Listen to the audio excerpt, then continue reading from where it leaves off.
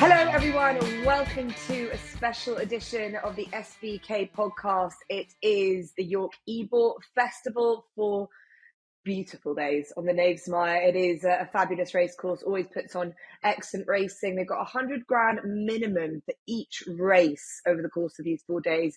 So they deserve good field sizes, although the first race we're going to touch on hasn't been rewarded with the field size that they expect, but nevertheless, we're going to look at the best races that we have got coming up over the next 3 days. We're recording this on Tuesday, so we've got declarations for Wednesday and Thursday. And so our main priorities are the Juddmonte International, the Yorkshire Oaks, and the Nunthorpe Stakes.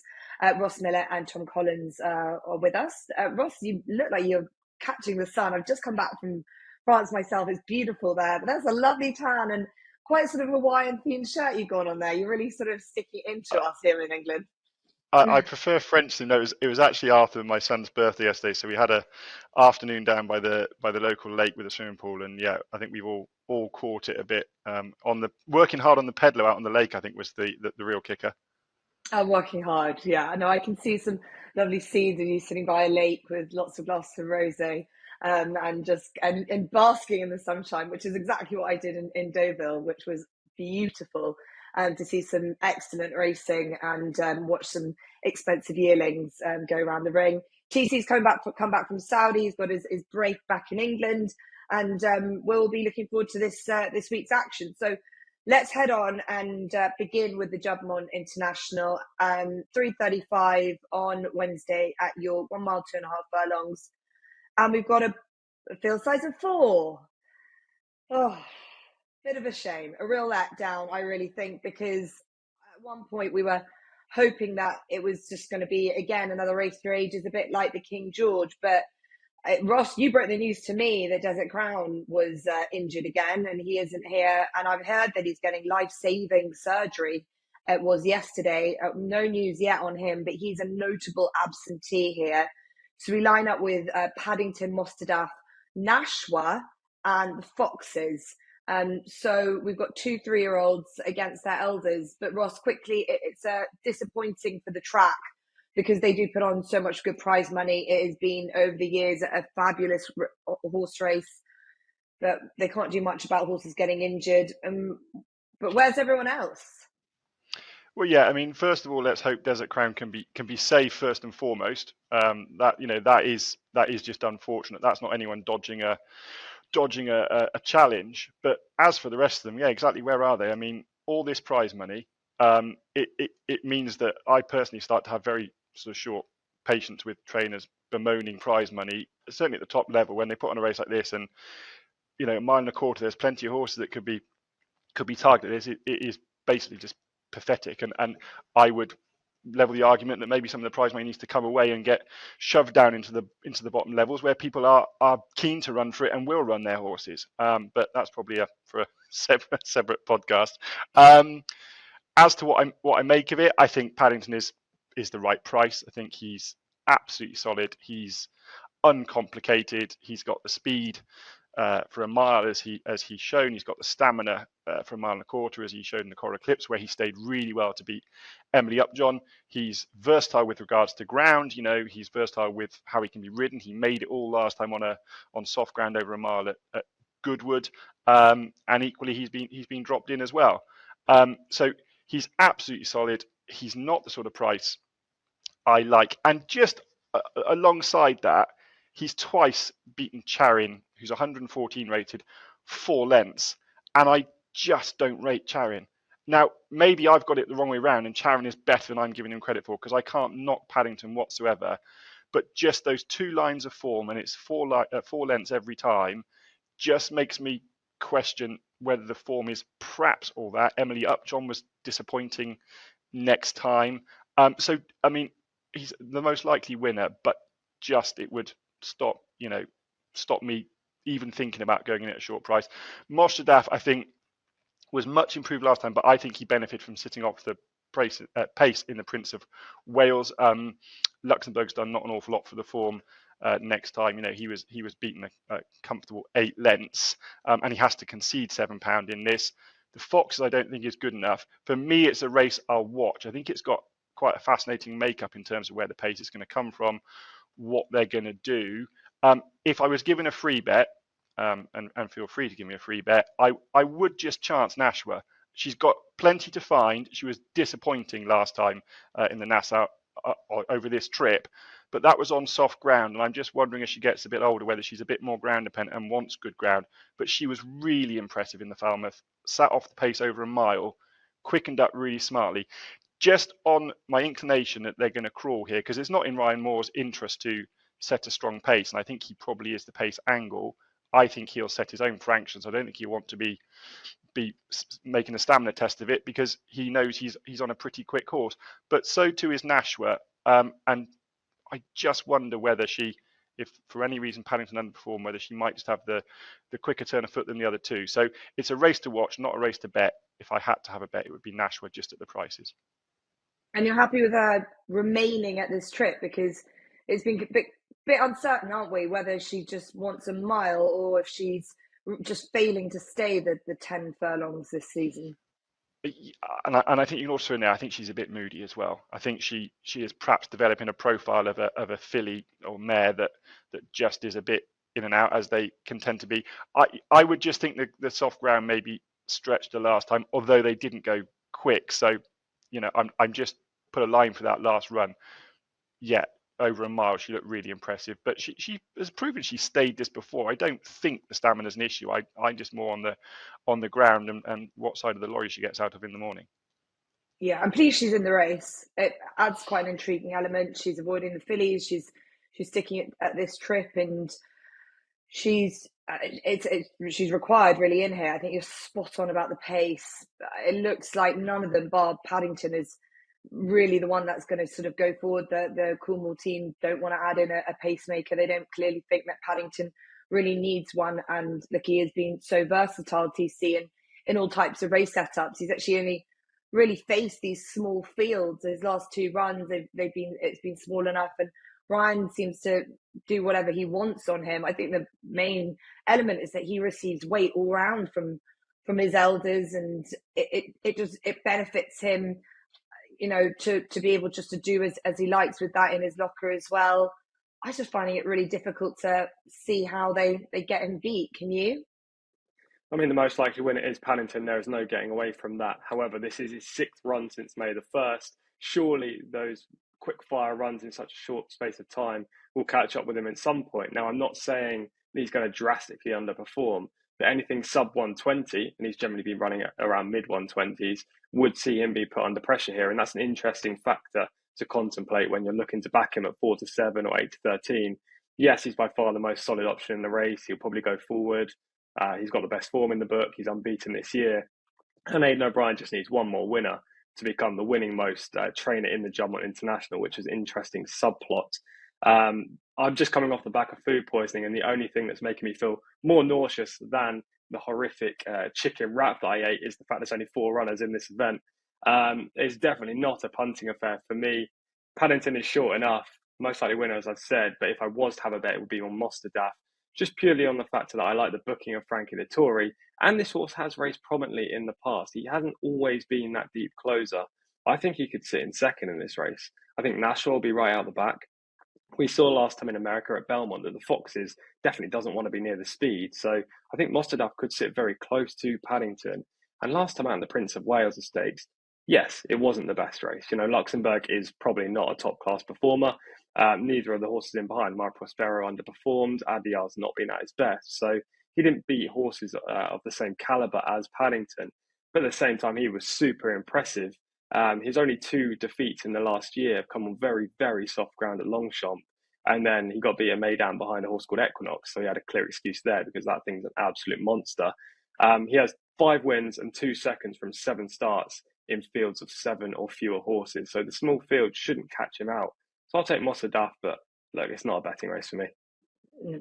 Yeah, I would agree with that. But I think it would be sort of negligent of us to sort of overlook Mostadaf, and I'm pleased that someone's put him up, because I think the obvious selection and the kind of lazy selection is just say Paddington wins again, because he's just been on this roll, and it's not a huge amount of a race, but it's definitely the best race you'd have to think that he's running so far. The Eclipse, yes, Emily Upjohn was a big dart to aim at, and he did it, comfortably in the end. But this is a lot better race than the Nassau Stakes, and this will only be the second time he's ran over this trip. So he's got to prove. And I just think with the speed element that they keep saying that he has, this is the time that he's got to really show that he can really stretch out.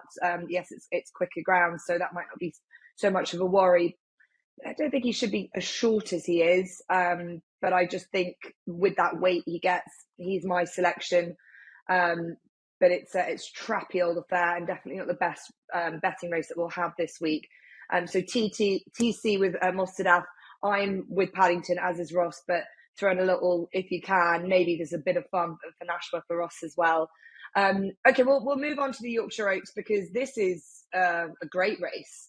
I usually feel like the Yorkshire Oaks slightly passes me by. It can sort of be a bit of a meh. I suppose just the fillies this year, there's a bit of strength and depth, albeit they're not a brilliant vintage crop, but there's a lot of them running well at this level.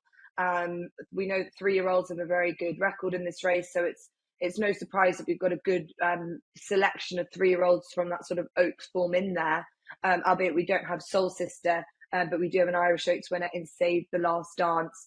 But I think, and TC, I'll come back to you first. What have we learned about Save the Last Dance from this season? Because for me, I've learned that she's a mudlark and an out-and-out stayer. So I can't have her as the favourite here.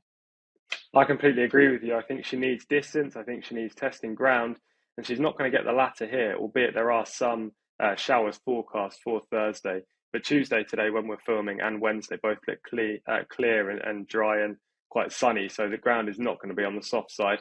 I think she's very short in this race. And albeit I do respect her and Blue Stocking as the 2 3-year-olds at the top of the market. 3-year-olds have won 7 of the last 9 editions of the Yorkshire Oaks. I have to take them on, Jess. And I think the most likely winner is Free Wind. Now, obviously, her last 2 runs take a bit of forgiving. She was a bit disappointing in the Hardwick when she finished 5th. She was reportedly flat that day. Frankie Dettori said that in a post-race interview. And then last time out, the elongated trip and just horrific ground at Glorious Goodwood clearly didn't suit her. I'm more than happy to put a line through both of those efforts, to be honest. Especially the latter one, because she did travel nicely into the race. And Frankie was super kind on her once the race was gone.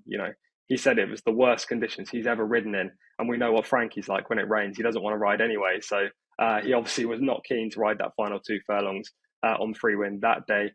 Prior to that, she was very consistent. She was winning race after race. And actually on a seasonal reappearance, she won at York. So she has proven course form, which I think counts for a lot in this race. She has to give weight away. Now that is the one negative. But I think that's factored into her price. And I'm willing to take her in this race. I think Al Hussein needs some give underfoot. As I say, I don't really trust the 2 3-year-olds despite respecting them. So Free Wind for me, Jess.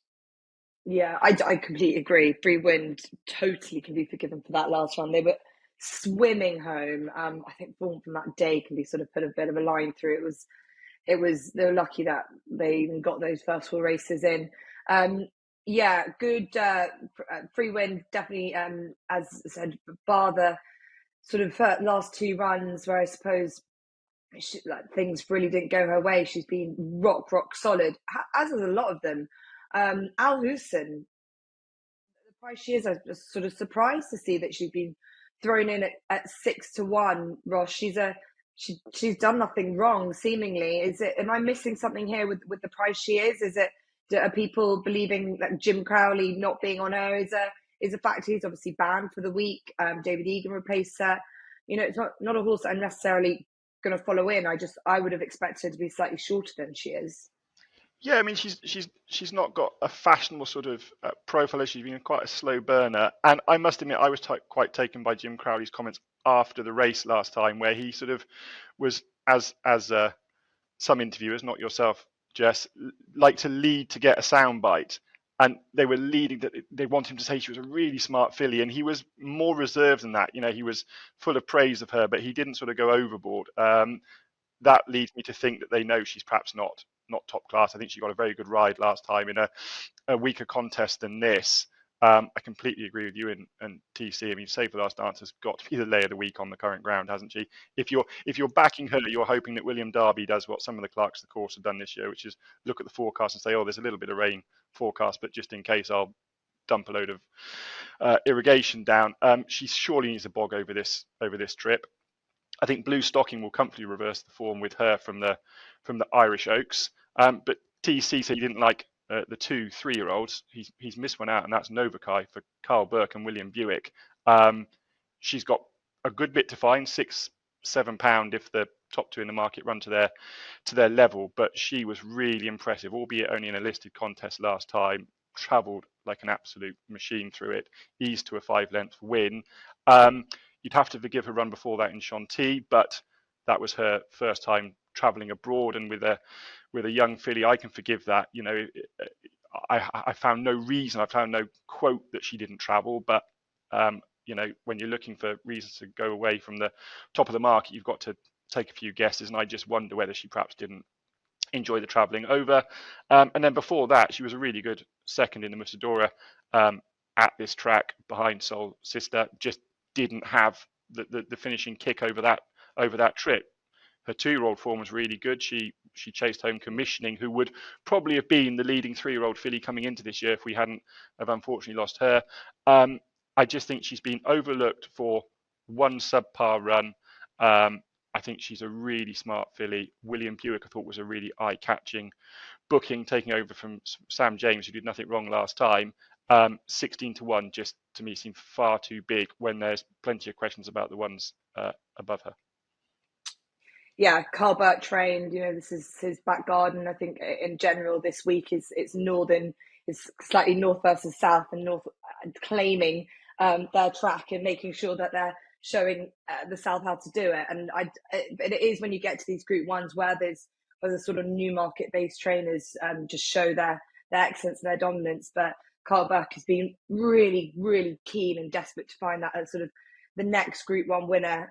He's been dining at the top table, but it's just not been good enough from getting that Group 1 winner. Is Novakai that? Well, she's certainly, he made it out to me when I saw him at the beginning of the season that she should be right up there. So she shouldn't be underestimated. She's 16-1 around about, coming out of that listed race where she destroyed those fillies. But this is slightly tougher. So I suppose that's why she is the price she is. As I mentioned when we began this race, it's got a lot of depth to it. I like the fact that Paddy Toomey's bringing over Ross Carberry. She's a very solid filly. She's a 5-year-old now. I don't think she's definitely not. She's keeping at her own level. They really mix up the trip with her. I was surprised to see her running over the distance that she did last time out in the international. Over 1 mile 6, she's coming back to 1 mile 4, which I think is her optimum. I don't think she should be overlooked at around 12-1, a good each way price as well. But I like Blue Stocking. I think it's already been mentioned that I think TC might have said that she would reverse the form, Save the Last Dance ground wise, being more in her favour. She's very, very lightly raced. I think of all of them, she's still probably improving. We haven't seen what she could be really capable of, and that was a big run last time to prove that she's a Group 1 class. As we know, the 3-year-olds have a very good record in the race. She'll get a lot of weight around. Rafe Beckett's yard absolutely flying. Ross Ryan gets the ride back, and I'm keen to see how she gets on in what looks like a really open affair indeed. So she's around 7-2, but I think in general we're all against the favourite Save the Last Dance. I'd actually be surprised to see her as favourite come the day. But we all have a differing of opinion. Free win for TC, Novakai for Ross, and I'm going for Blue Stocking with a little bit of an each way on a favourite of mine in Ross Carberry. So that's the Yorkshire Oaks. We're going to move on to Friday. As mentioned, we are recording this on Tuesday, so we don't have declarations yet for York, but we've got a pretty good understanding of what we'll be running in the Coolmore Wootton Bassett Nunthorpe Stakes, as last year's winner has been aimed at this race throughout the season. That's Highfield Princess. Bradsell has been weighted with for this since he beat Highfield Princess in the King's Stand Stakes. Big Evs has been supplemented for a lot of money and is the 2-year-old in the field taking on his olders, a bit like the Platinum Queen did last year. Andret Zaney, recent Group 1 winning jockey from the weekend, has got the ride on 8 stone 3. That horse will carry. And then we got the likes of Regional and Twilight Calls in what's always a very good dash. I suppose, TC, the draw going to be quite key to making firm decisions, or do you have a big opinion as we stand? I just like a middle draw, I have to say. I'm not overly keen on far side or near side. I just don't want to be on the wing. Anything down the middle, you've got a good chance of winning. Okay, good to know. So that's probably either going to benefit or hinder any selection. But I just suppose that if you're really good and you've got a horse that's got the tactical speed, you sort of get through it. What do you make of having Big Evs in this field? Do you think he's as talented as the Platinum Queen was last year? He ran a very good second.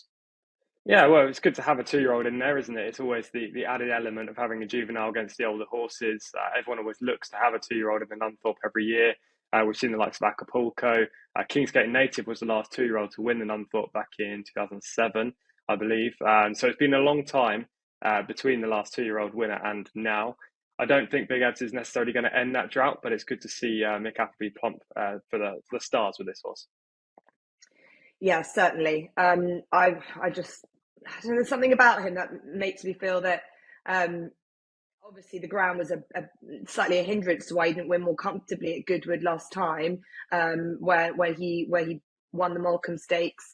So I don't think we really saw how good he was. But Jason Hart, who didn't really feel like he had a tough decision at all. He was never going to get off Highfield Princess, but he's been on Big Evs. He's always talked highly of him. But Ross, I got the sense from him that there's no disputing it. She's way and above better than him, even though she's got to give, and my maths isn't great, but I think it's a stone and 7 pounds away. Just there's no defeating her. But do you think there's something that he shouldn't be so quick to dismiss the horse that he's given up? Well, I think if my lowest riding weight in the last 12 months was 8 stone 7, and I knew that he would have 8 stone 3, I probably would be talking up the horse that I was going to have to ride as well. I mean, he's no decision to make. He couldn't do the weight on him on Big Evs. So yeah, I don't doubt he believes in Highfield Princess. He's been full of praise for her all the way through, and quite rightly so. But £21 is a lot of weight. She gets a nice pull from the King's Stand with Bradsell. She had to concede £3 there. She now gets £1 from Bradsell. If you remember, on that occasion, there was the stewards' inquiry. Bradsell sort of came across left-handed in the closing stages, but I think the stewards got the decision right. I don't think she was ever quite gonna get there. But this is her time of year. Last year, she won 3 from August and September, and took her career to another height. If, like with a lot of fillies and mares, when they really get the hot weather on their back, assuming that comes, now is perhaps the time to catch her. But just £21 and £22 that Big Evs gets, I've got to be with him. And I just like the angle that Mick Appleby is a trainer of sprinters. So I just have it in my head that he is perhaps more than anyone adept at assessing whether this 2-year-old can go and knock it in these sprints, because sprinters are what he knows inside and out. I liked what he did in Molecombe. I liked that he was able to tough it out on ground that didn't suit. So often with 2-year-olds, you'll see them have vastly different form given different conditions. And at that age, they're not as adaptable as they are when they get a little bit older and a little bit more race sort of wise. Andrea Azzini is absolutely flying. I mean, I wonder if a few jockeys are going to sort of announce they're off to Hong Kong just in the hope they get the same sort of upturn as he's had. Had a really good run of it. And with that, confidence, which I think was probably a little bit lacking, having lost his retainer last year, is back. And of course, when you're confident, you make all the right decisions. You don't go for the gap you shouldn't go for, and you do go for the gaps you should go for. So just at the prices, getting all that weight, Big Evs is the one for me. Yeah, I agree with all of that. That's why I kept finding it really difficult to split him in Highfield and Highfield Princess. Of course, as you're right to say, Jason Hart would never have been able to done 8-3, but I think it didn't feel like a pains to feel like he wished he could do, but look, his life, his career has been revolved around Highfield Princess for so long now, and she's taken him to new heights. I just felt like, I don't know, you want to feel, oh, if I could, only if I could, that would have been such a ride. I don't know. I don't know if he is as good as Platinum Queen was coming into this. She was a monster to look at. I remember in the paddock before the Nunthorpe thinking, gosh, she doesn't look like a 2-year-old, whereas Big Ed does look like a 2-year-old. He's a typical Blue Point, who are, they're sort of well put together, stocky looking sorts. He might just be swallowed up a little bit, which is what I sort of feel about Bradsell. As much as he's done really, really well, there's still something that I just can't quite trust that he's going to turn up and do it. Whereas Highfield Princess, she's so solid. She turns up and does it. This is her time of year. This is what it's all been about. I can't really see past her. I think if you can get whatever price you can for her now, I think she's just going to get shorter. There isn't a huge amount in there that really worries me against her. She can do it any way around, and the ground would be perfect for her. So I'm finding it very difficult to go against her. But if you can get around 7-1 for Big Eds, it's not a bad each wayish price, but you wouldn't want it any shorter. But likely he'll come in for a bit as well. The draw will be interesting. As TC says, he's the man to know about draws. You want to go down the middle for the Nunthorpe. So keep an eye on declarations as they come out on Wednesday. If you're listening to it after today's Tuesday, obviously we still don't have declarations, but a lot of these horses are already jocked up ahead of such a big assignment. Okay, so that was the Nunthorpe, the Yorkshire Oaks and the Juddmonte International. We've given them a good look through, but very good competitive handicaps and 2-year-old races, sales races over the course of Wednesday and Thursday. So we're going to ask Ross and TC for a nap and next best from either those days. Ross, I'll come to you first. So the nap is a winning nap last time, and it's Relief Rally. She won a sales race last time, which she was fully entitled to win, but she won it very impressively. She absolutely bolted clear in the closing stages at Newbury. That was over 5 furlongs. She arrived there unlucky not to be unbeaten, having been in front in the Queen Mary, a stride before the line, a stride after the line, but just unfortunately not on the line. Again, finishing to good effect at Ascot over that 5 furlong trip. I watched her from the beginning of the season and was adamant she was going to be better when she went over 6 furlongs. If I'm right, she's going to win this and win this comfortably. She's drawn in the middle of the track, which, as TC has said, gives you options. So I think she'll win the Lowther on Thursday. That's the 150, the first race on Thursday. And then the next best also comes on Thursday. I was really tempted to go with some 2-year-olds from across the week, but I've stuck to a handicap on Thursday, the 3 o'clock, the David O'Meara trained Orban. He was beaten just 2 3/4 lengths in this last year. He's now £5 lower. He's £13 better off with Blue For You, who won on that occasion. David O'Meara is just an absolute master at these 7 furlong mile handicaps. I saw a very interesting quote the other day where he said they all just have their turn and have their time.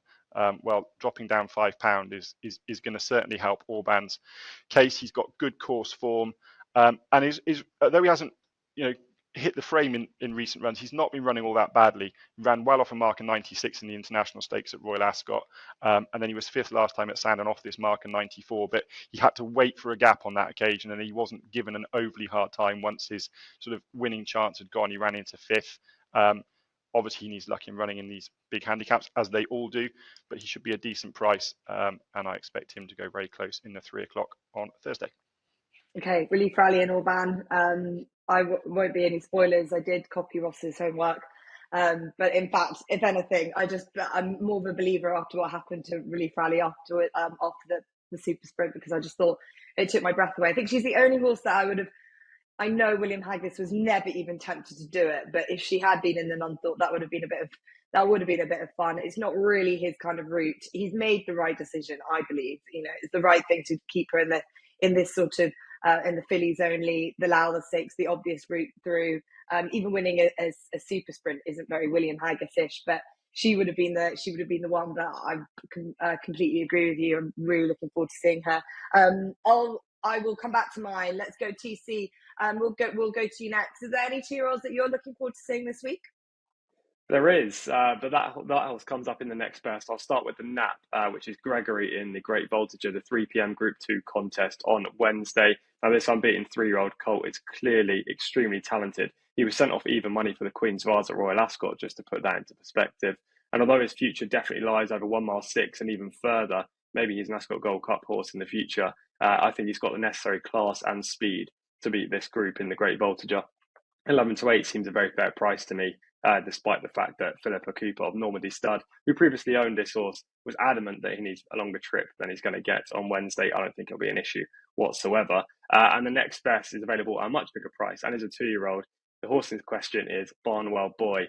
Now, stop me if you've heard this before, because I put up this horse 3 times and he's yet to win from me since he won on debut when I didn't fancy him at all. But I think he's had good excuses the last twice. He raced furthest away from where you wanted to be at Royal Ascot. He made a nice mid-race move. If you look at the sectionals, he was one of the quickest in the middle of the race, and unfortunately just faded out of contention late on, largely due to the fact he didn't have a toe into the race. There was no horse within 3 or 4 horse widths of him inside the final 2 furlongs. So I can excuse him his Ascot performance. Last time out of Glorious Goodwood, there was a huge bias towards the standside rail on the day because of the dramatic rain. It was early in the meeting. The ground near side wasn't chewed up, and it's always where you want to be when there's huge downpours at Goodwood. He was furthest away, middle of the track. Again, no chance from there. So I'm going to put a line through both of those. You go back to his debut performance at Goodwood this year, over 6 furlongs. He was so impressive, and that's his only run at 6 furlongs as well. Now he steps back up to the distance, which I think is a big plus. Hopefully he won't be away from any kind of bias at York this week. And he's 22-1. I've got to give this horse another shot. So Barnwell Boy in the 5:20 at York on Wednesday is my next best. Yeah, and he's one of the highest rated, isn't he? 22-1. It's a big price for a horse that is rated 91. It's a competitive race, that nursery. The final race on Wednesday. So Barnwell Boy and Gregory for TC. As I mentioned, I'm really looking forward to seeing Relief Rally. So I'm in agreement there with Ross. A filly who should be able to take a step up and trip in a Group 2, really based on what she's done in her stride, especially that if you look at the form line and the horses that she's opposing this time, they've got to up their game to get near her. So that's Relief Rally. The next horse that I am going to be putting up, it comes on Wednesday at time is it 4:45. The fillies handicap. Pinafore, so another one for William Haggas, who does love this meeting. He loves bringing horses up to York, being a Yorkshireman himself. And Pinafore, they put the cheap pieces on her for the first time last time out at Nottingham, worked to very good effect. She absolutely bolted up. They also made a lot of use of her as well. She raced more prominently, and she's due to go up. I think it is £9, but she gets a £6 penalty, so she's £3 well in at the weights. I don't think it's a particularly good race for the money that they've got on offer. I think she's a lot better than a good few of these, and I believe if you can get 72, which she is at the moment, that's good value for a filly who they've just sort of worked out, the best way to ride her in a bit of headgear to also benefit as well. So hoping William Haggas will have a good couple of days with Pinafore and Relief Rally to set the tone for the rest of the week. There's obviously the Ebor coming up on Saturday as well. So there's plenty of good racing for us to look forward to. Just a reminder that all new SBK users get £30 in free bets when they sign up and bet £10 for the first time. So avail of that if you're listening to us for the first time, which I'd be very disappointed because we've been going for so long now that you've been listening to us every week.